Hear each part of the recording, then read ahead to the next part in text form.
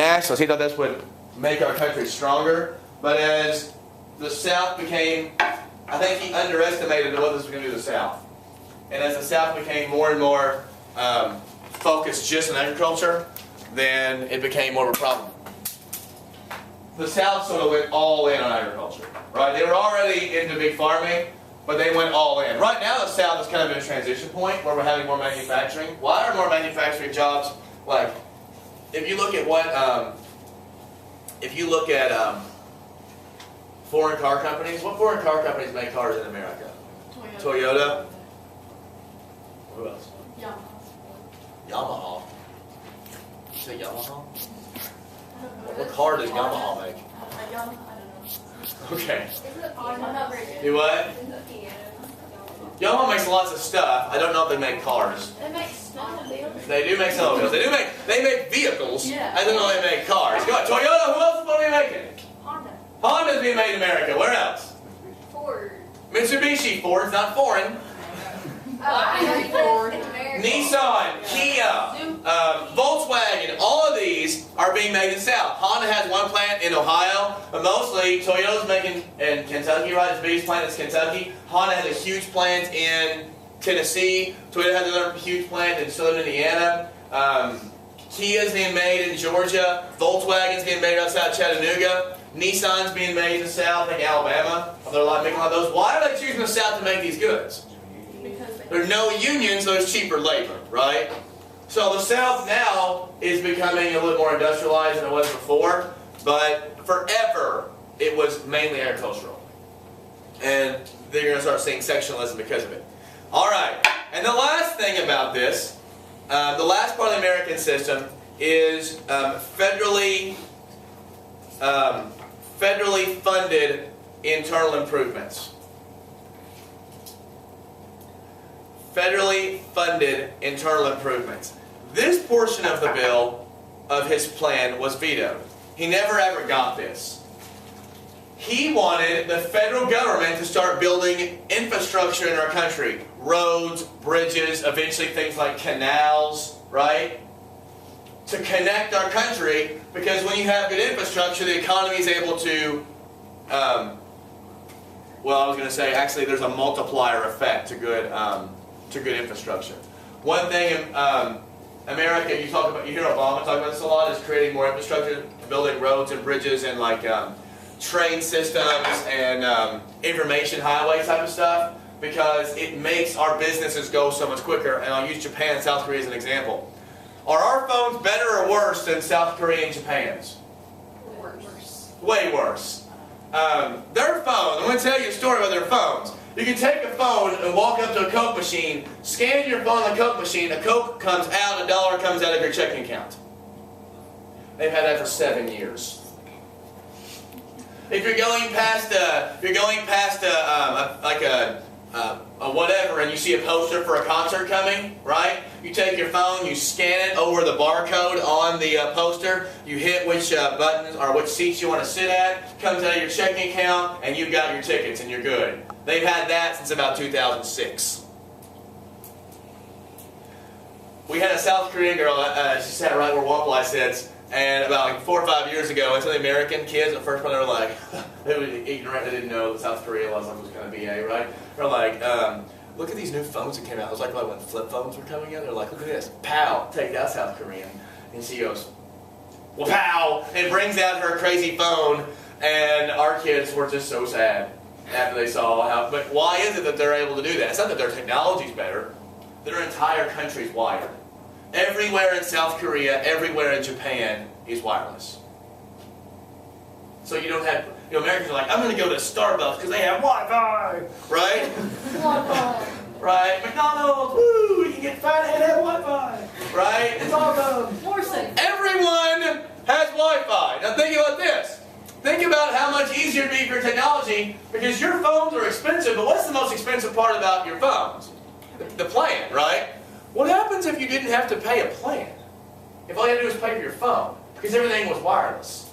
All you did was pay about 20 extra bucks a month in taxes, instead of paying $160 a month, or your parents do, for your phone bills. That would be amazing. Americans don't want to do that. Because we hate the idea. no government assistance. I would rather pay a higher price and have the government get in charge of something. Because every time the government gets in charge of something, it goes bad. Americans are awesome. When Obamacare was going through, Ben Chandler was our congressman, and he said he used to have tons of people call every day and say, "Don't you dare let the government get a hold of our Medicare." Medicare is the government. It is the government. I don't want the government taking over Medicare or my Medicaid. It is the government. Ben Chandler said he had to vote against Obamacare because Kentuckians understood so little about reality that he would lose the next election, if he voted for it. Sad. Isn't that crazy? Yeah.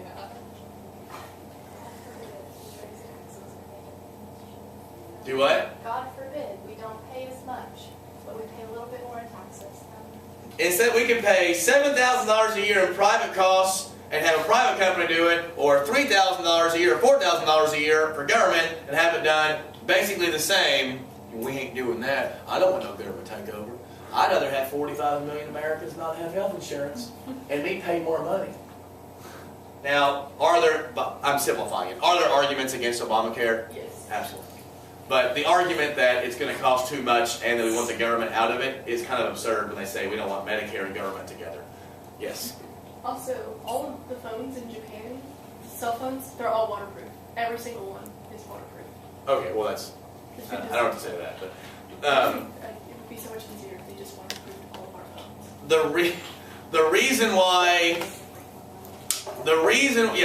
That's because they can't make as much money with that. For a good example, when it comes to money, is insurance. Do you know why in Kentucky you don't have to wear a helmet?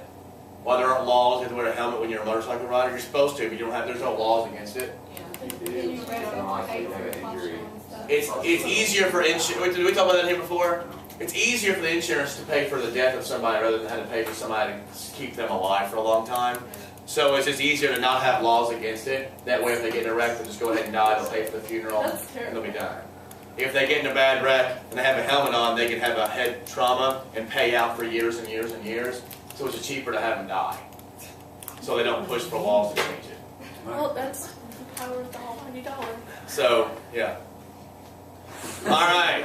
But this one was actually vetoed, the Internal Improvement Law, because Madison said it was unconstitutional. The federal government doesn't have the right constitutionally to build stuff in other states. Who should be in charge of building roads and bridges in states? The states should. Shut up.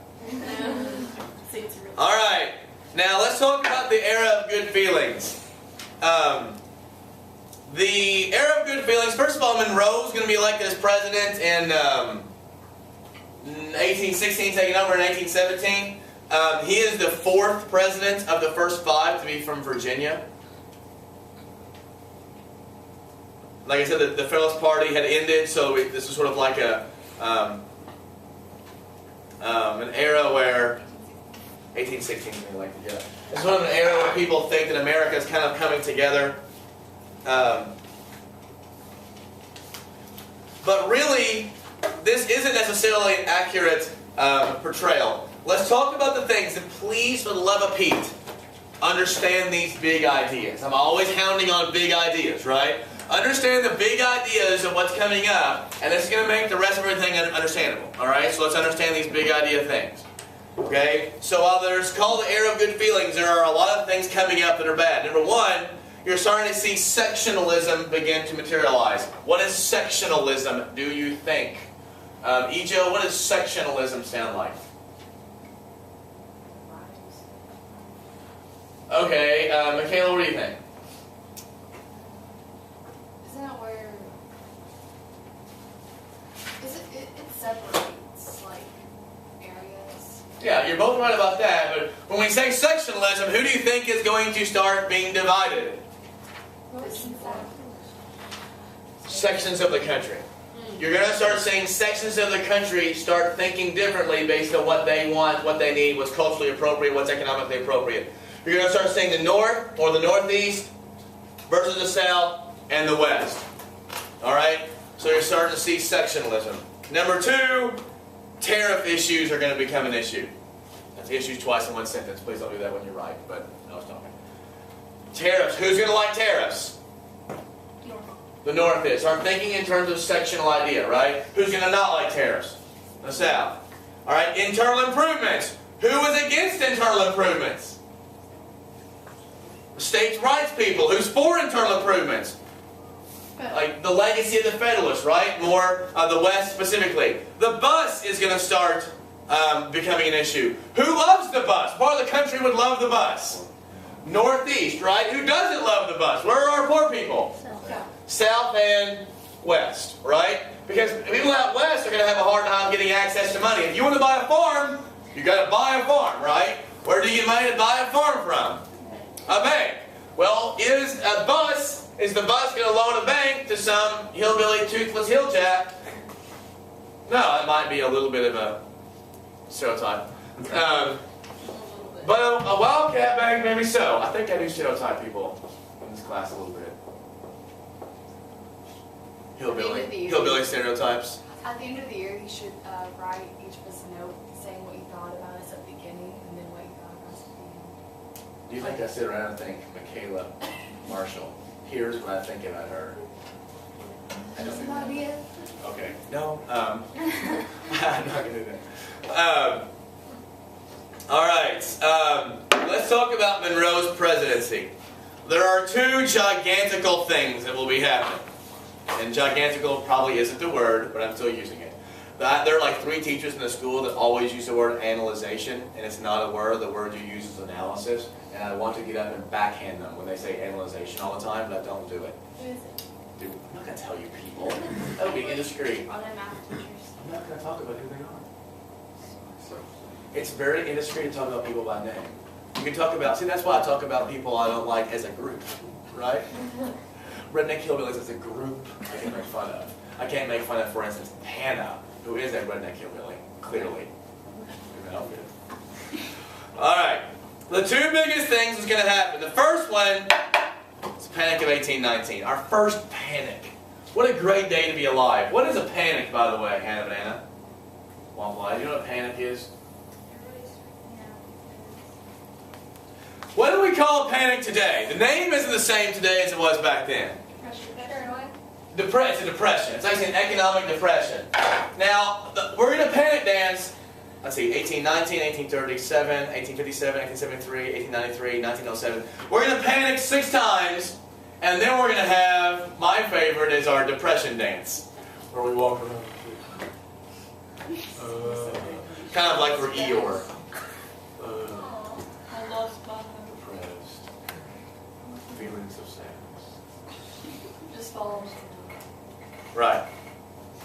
Panics, what we used to call depressions. And what used to happen was you have a boom and bust cycles, right? And the economy would be like, great, and then bad, and then great, and then bad, right? And each one of these things would be called a panic. Was it here I was talking about the chick from the Target girl? No. Yeah, it's probably, yeah. So, let's talk about the Panic of 1819, all right? Almost every panic is going to be, the basis of it is going to be what, Hannah? Overspeculation. If you can move your oddly decorated face there, back, over-speculation. They actually put that on the Panic Dance mural because every single thing has to do with over-speculation. In fact, the last recession we had, the Great Recession as it's called, was over-speculation in the banking and housing market, right? This over-speculation is a lot of it by frontier banks, right? So you have pet banks who are loaning out money to people who are moving west, and they can't pay it back. Well, what happens when their money is in a bank and the bank fails? Do what? They lose all their money. And they lose their money, they can't buy stuff. When they can't buy stuff, people can't make stuff. When they can't make stuff, they lose their jobs. Trying to see how it's become a snowball effect. And we start to have the first panic. And so one thing that comes out of this, though, a result, is Americans start calling for more democracy inside the government. Average Americans want more democracy. They feel like, listen, this awful economic thing is happening to me, and I had no control over it. Ironically, Americans today want the same thing, but because of the power of people in charge, they're like, okay, no, you don't get that. You would not believe that I showed AP Mac or AP Econ a video about wealth inequality in America. Do you know what the top 1% of the wage earners, what they hold in terms of wealth? 40%. Yeah.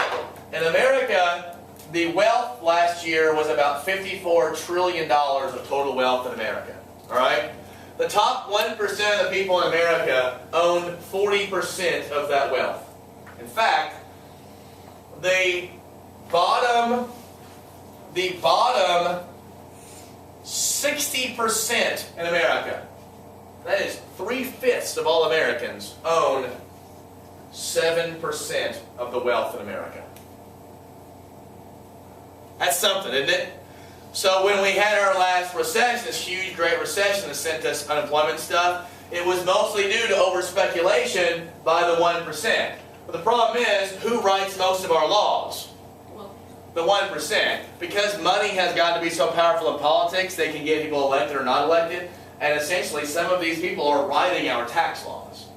And because of that, people are calling for more democracy, but the problem is, we are now not in a situation where democracy can work for most people, because democracy anymore is about having the ability to get somebody elected. Who has power to get somebody elected? People with money. I'm already hearing campaigns. There's already campaign radio advertisements going on right now for the election in the 2014 Senate race in November.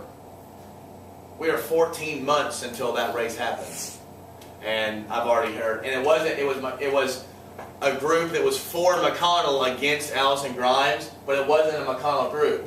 He had nothing to do with the advertisement. It was a money group trying to go after her. And she'll have the same thing against him. It's not Republicans only or Democrats only, it's both of them. So, after the Panic of 1819, people want democratic change. That's going to be a really big deal because they're going to get it. Alright? Now, can you stop the thing? Let's learn how to panic.